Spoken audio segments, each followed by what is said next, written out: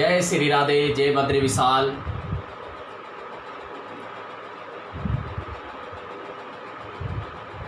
मैं आप सभी लोगों का स्वागत करता हूं अपने YouTube चैनल माँ जगदेश्वरी देवी ज्योतिष संस्थान में।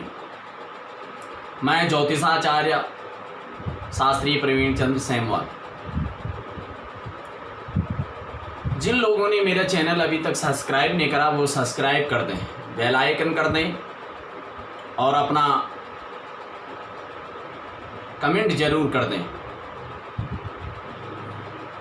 ताकि मैं आप तक हर रोज़ नई वीडियो नई जानकारियां आपको दे सकता हूं।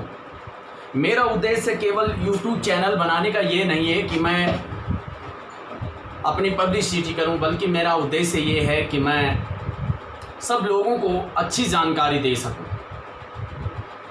मानव जाति और इस भागदौड़ की ज़िंदगी में आजकल नौजवान यूथ जितना मेहनत करते हैं उतना उन्हें मेहनताना नहीं मिलता है।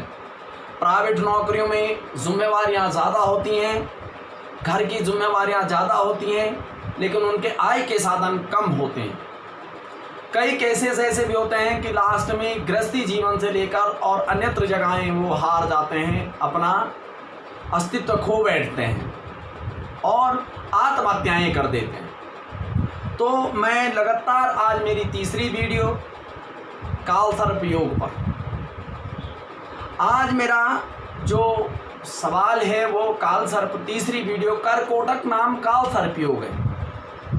करकोटक नाम कालसर्प योग मानो धनु लगन का कोई जातक है और उसके द्वितीय स्थान में, दूसरे स्थान में सूर्य, बुध, शुक्र और शनि और राहु।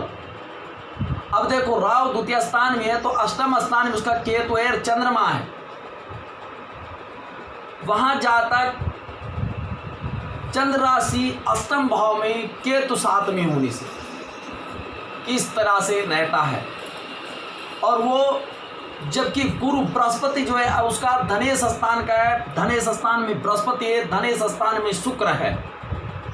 ऐसे ही करकोटक नाम जब द्वितीय और अष्टम भाव में करकोटक नाम कालसर्प योग बन जाता है तो मनुष्य के परिणाम क्या होते हैं, उस कुंडली के परिणाम क्या होते हैं, उस प्रकार का जातक क्या करता है। देखो, सबसे पहले नंबर 1 पे आता है कि जातक अपने जीवन में भाग्य उदय नहीं होते हैं उस जातक के जिसके करकोटक नाम कालसर्प योग है। अगर होता है उसका भाग्य उदय तो वह उसे भोग नहीं पाता है। ऐसी स्थिति में कि वह पहले तो होता ही नहीं है, अगर हो गया तो बहुत देर बाद होता है। बहुत मेहनत, बहुत मकसद के बाद वह सफलता हासिल करता है। मित्रों, दूसरा, नौकरी अगर होती है, पढ़ाई नौकरी अगर करता है तो पहले तो मिलेगी ही नहीं पढ़ लिख कर भी। चाहे इंजीनियर बन गया हो, चाहे वो सफल अकाउंटेंट बन गया हो, चाहे वो सीए बन गया हो, चाहे वो डॉक्टर बन, पहले नौकरी नहीं मिलती है और मिलने के बाद यदि वह मिल भी गई तो उसकी पदोन्नति नहीं होती। कई जीवन उसी पद पर विराजमान रहता है और कई बार उससे नौकरी से भी निकाला जाता है। तीसरा जो फैक्टर है वह अथक प्रयास के बाद जो व्यापार करता है, मानो कोई व्यापार करना चाहता है, लगातार उसमें घाटा होता है, व्यापार जमता ही नहीं। पहले आपने छोटा सा किराना की दुकान खोल ली, वो बंद पड़ जाती है, उसमें लाभ नहीं होता।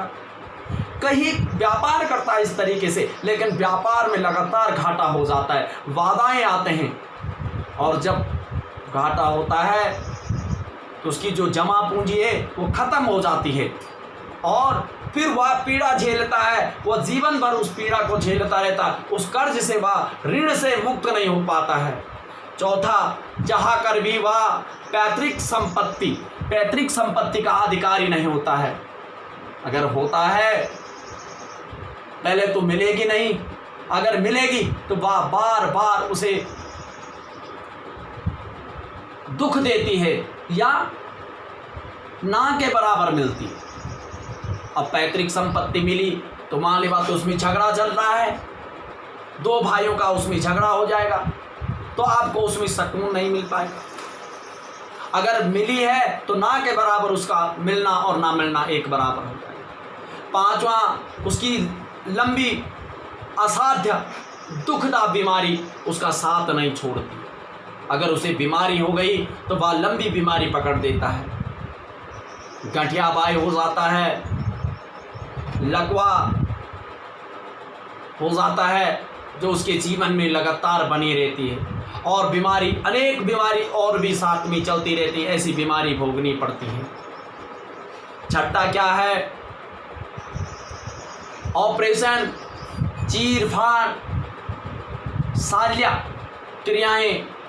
घाव, अगर घाव बन गया तो वो शीघ्र नहीं भरता है ऐसे जातक का, जिसके कर्कोटक नाम काल सर्पयोग होता है। ऑपरेशन होते हैं, कभी पथरी का हो जाना, कभी बाईपास सर्जरी हो जाना, कई प्रकार की चोटें लग जाना, एक्सीडेंट हो जाना, जीवन में कहीं ना कहीं उसकी घटनाएं बनी रहती है। 7वें स्थान का जातक अकाल मृत्यु हो जाती है, एक्सीडेंट द्वारा मारा जाता है और अकाल मृत्यु हो जाती है ऐसे जातक। 8वां, स्वाध्याय में कमी आ जाती है, बस अध्यापन नहीं कर पाता है, और सच्चे मित्र नहीं मिलते हैं।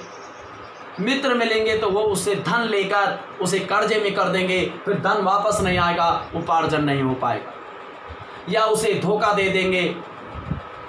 या मित्र मिलेंगे तो कैसे? कुमार्गगामी, दूसरे मार्ग पर लगा देंगे, जुआ सट्टा इत्यादि खेलने में लगा देंगे। ऐसा उसका जीवन भ्रमित रहता है अपने जीवन काल चक्र में, और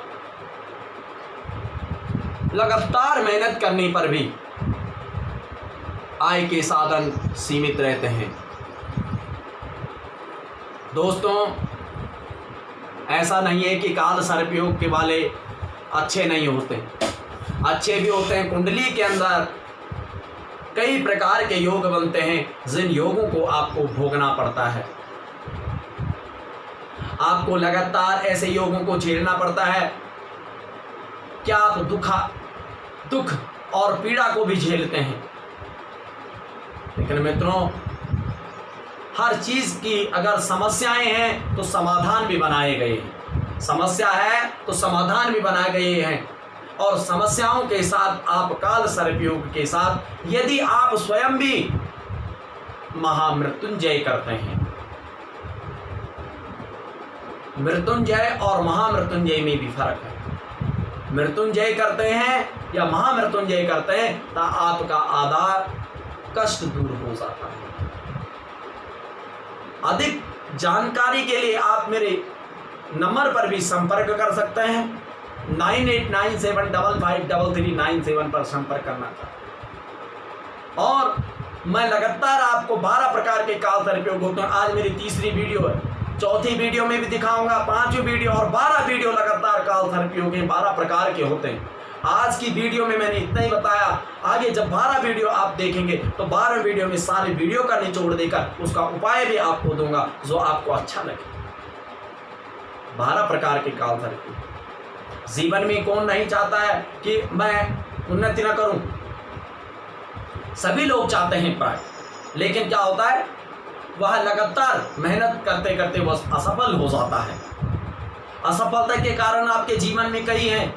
कुंडलियों के बीच जब आप विश्लेषण करेंगे तो कई चीजें नीच भंग योग बना देते हैं। कई प्रकार के योग ऐसे हो जाते हैं जो आप तरक्की नहीं कर पाते हैं। इन्हीं वजह से मैं वीडियो के माध्यम से आया। कई लोग मेरे साथ फोन पर बात करते हैं कि हम लगातार प्राइवेट नौकरी कर रहे हैं और तरक्की नहीं मिल रही, वादाएं आ रहे हैं, परेशान हो जाते हैं। इसलिए आप मेरी वीडियो देखें और मैं आपका शंका का समाधान करूंगा। धन्यवाद। जय श्री राधे, जय बद्री विशाल, जय श्री।